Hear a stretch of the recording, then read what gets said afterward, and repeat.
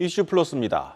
은행들이 다시 한번 이 돈잔치 논란에 휩싸일 만한 상황에 직면을 했습니다. 이 4대 금융지주가 올해 상반기에만 9조 원이 넘는 이익을 거둘 것으로 보입니다. 지난해보다 2배 많은 충당금을 쌓고도 역대급이라고 불렸던 지난해 실적을 넘어섰습니다. 은행들 좋은 실적을 내고도 쉬쉬하고 있습니다. 경제부 신용훈 기자 나왔습니다. 신 기자, 은행들 실적 좀 엄청나긴 합니다. 근데 실제로 이게 우리 은행들이 이익을 많이 내고 있는 겁니까? 일단 순이자 마진이라고 하죠. NIM, 님이라고들 많이 하는데 국내 은행들의 님이 1분기 기준으로 1.68%로 집계가 됐습니다.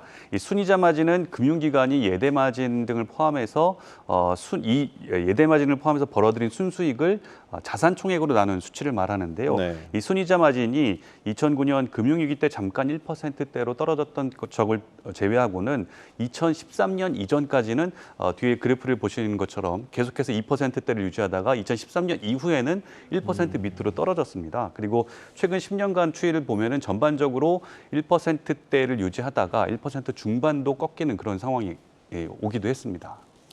그렇다면 뭐 최근 들어서 이 순이자 마진이 뭐 엄청나게 늘었다 이렇게 볼 수도 없는 건데 그렇다면 해외 은행들 마진은 어느 정도입니까? 미국 세인트루이스 연방준비은행 자료를 보면요. 2020년 기준으로 미국 은행들의 순이자 마진은 3.08%였고요. 네. 중국의 경우에는 2.25%로 같은 기간 우리나라가 1.72%였던 것하고 비교하면은 뭐 한 0.5에서 1.5%포인트 정도 높은 상황입니다. 네. 한편 영국과 독일, 프랑스 같은 유럽 국가들하고 비교했을 때는 국내 은행의 이 순이자 마진이 높은 편이긴 하지만 그래도 1%대 수준으로 약간 비슷하다라고 볼 수가 있겠고요. 네. 또 특히 또 다른 수익성 지표이죠. 총 자산 이익률 ROA를 보더라도 국내 은행은 0.58%로 영국이나 프랑스, 중국보다는 높습니다만 미국이나 캐나다, 이 북미 국가들하고 비교했을 때는 절반 수준에 그치고 있는 상황입니다. 네. 그리고 자기 자본 이익률인 ROE 역시 이 북미 국가들보다는 역시 낮은 그런 상황입니다. 예, 뭐 나라마다 상황이 다르니까 직접적인 비교는 어렵겠지만 어느 정도 납득이 가능한 수준인 것 같습니다. 그런데 사실 이제 결국 이제 우리 은행들이 좀 비판을 받는 것은 이제 뭐 손쉬운 이자 장사를 한다 이런 것 때문에 좀 비판을 받는 것 아닙니까? 맞습니다. 사실 이자 장사를 실제로도 하고 있습니다. 왜냐하면은 국내 은행들의 이자 장사, 이자 이익이죠. 비이자 이익과 이자 이익을 좀 비교해 봤을 때 국내 은행의 수익 구조에서 이자 이익이 차지하는 비중이 지난해 말 기준으로 봤을 때 94%에 달합니다. 네. 100% 중에서 6%만이 비이자 이익이고 나머지 94%는 이자 수익에서 충당을 하고 있다라는 얘기죠. 이 글로벌 100대 은행의 이자 이익 비중이 60%인 것과 비교하면 상당히 큰 차이가 있는 상황인데 수익의 대부분을 이렇게 이자 이익에서 가져가는 구조이기 때문에 기준금리 상승으로 대출금리가 올라가게 되고 예대 마진이 그만큼 늘어나게 되면은 실적이 확 늘어나게 되는 효과가 있어서 이자 장사를 하고 있다라는 비판들이 끊이지 않고 있는 상황입니다. 네. 근데 어쨌든 이제 금산 분리가 좀 엄격한, 명확한 우리나라에서는 사실 은행들이 할 수 있는 것들이 사실 이자 장사밖에 없는 것 아닙니까? 맞습니다. 그럴 수밖에 없는 이유가 있는데 바로 제도가 좀 가로막고 있기 때문이거든요.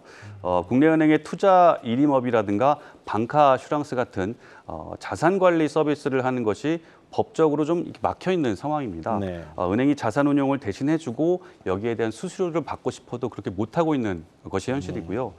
지금은 이 증권사라든가 자산운용사 같은 금융투자사들만 투자 일임업을 할 수 있게끔 돼 있는데 은행 같은 경우에는 ISA, 그 개인 종합자산관리 계좌에 한해서만 투자 일임업을 할 수 있도록 법적으로 돼 있습니다. 네. 이자 수익에만 치우쳐 있는 상황을 개선하기 위해서는 투자 일임업을 좀 해제해주는 그런 법적인 그 개편이 좀 필요한데 아직까지는 자산운용사들이나 그런 증권사들에 가로막혀서 어려운 것이 현실입니다. 네, 윤석열 정부 들어가지고 이제 금융당국에서 이제 금산 분리 규제를 완화하겠다 그런 얘기들이 계속 있었는데 지금 진행이 되고 있는 것 아닙니까? 맞습니다. 사실 뭐 금산 분리 완화는 은행권에서는 상당히 오래된 수건 과제이기도 하고요. 현 정부 들어서 특히 지난해 말부터 본격적으로 금산 분리 좀 완화를 해주겠다라는 뉘앙스를 풍기고 있습니다. 네. 하지만 이 역시 비금융권 회사들의 그런 반대에 좀 가로막혀 있는 상황인데요. 가까운 일본의 경우하고 좀 비교를 해보면은 2016년도에 법을 개정을 했습니다. 일본의 경우에는요. 그래서 데이터라든가 뭐 인력 소개 사업도 할 수가 있고 마케팅 사업이라든가 광고 사업까지 은행이 진출해 있는 네. 상황인데요. 일례로 이 교토은행의 경우에는 소유하고 있는 부동산에 이 호텔을 입점시켜서 수익 사업을 하고 있고요.